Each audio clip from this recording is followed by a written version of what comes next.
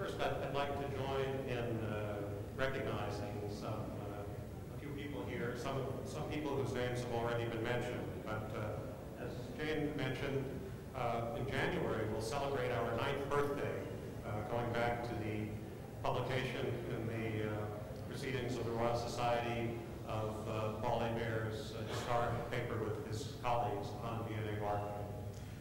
And there are several people here who've been part of the movement since the beginning. And I'd first just like to begin by recognizing those people. Of course, Paul, then Whitney Hallwax and Dan Jansen, Scott Miller, Bob Hanner, Chris Meyer, Scott Fetterhen, and Mark Stokel. So if I may ask you to join in a hand for the founders.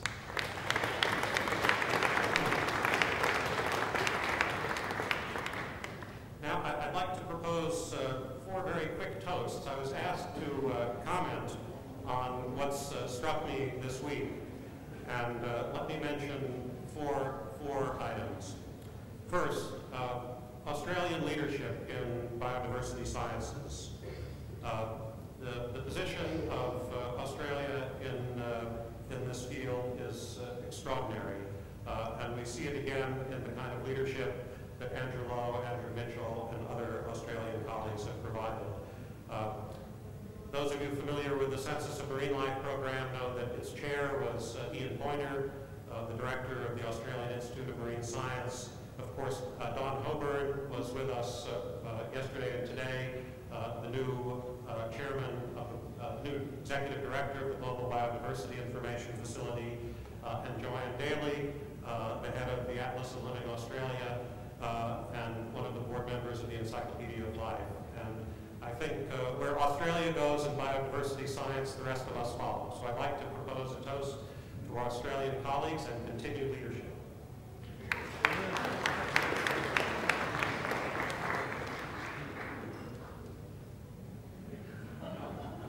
In terms of science itself, first, what struck me so far in the meeting. First, barcoding goes underground. Wonderful papers by Thibaut Dequin from the University of Louvain, Maria Asmir from Macquarie University, the work by the Barfrost team, Eva Belknap from the University of Oslo, and Johan Broekman. So we began with the birds of the air and the fish of the sea, but I'll remember Adelaide for barcoding going underground. So to great success to all the underground barcoders, including the fungal barcoders, of course, and it's wonderful to have this dimension.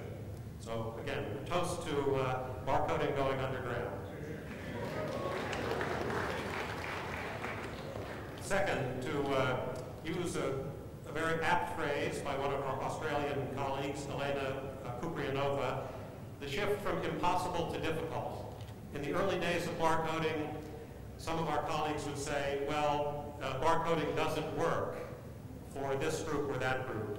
But now what I've heard today, whether it's with the hydroids or Sean Graham from the University of British Columbia speaking about willows, the amphibian experts, Andy Crawford, Mariana Lira from Brazil, Robert Murphy and Wei Zhu from China, the amphibians, of course the fungi, now soon the protists.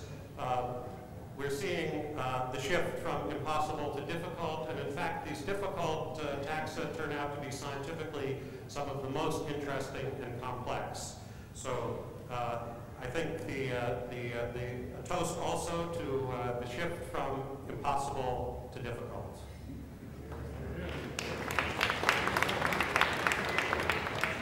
And finally, many of you will be familiar with the movies of the British comic group Monty Python. There's always some Monty Python moment in a scientific meeting, and for me, I owe this to Annette Kunders. Is Annette here? Maybe she could raise her hand if she's here. One of the amazing, yes, there in the back. I was very excited to learn today that English shrimp have invaded Australia. Well, ostracods and crustaceans. But my final toast is that I hope Australia will compel the English shrimp. So, here, here.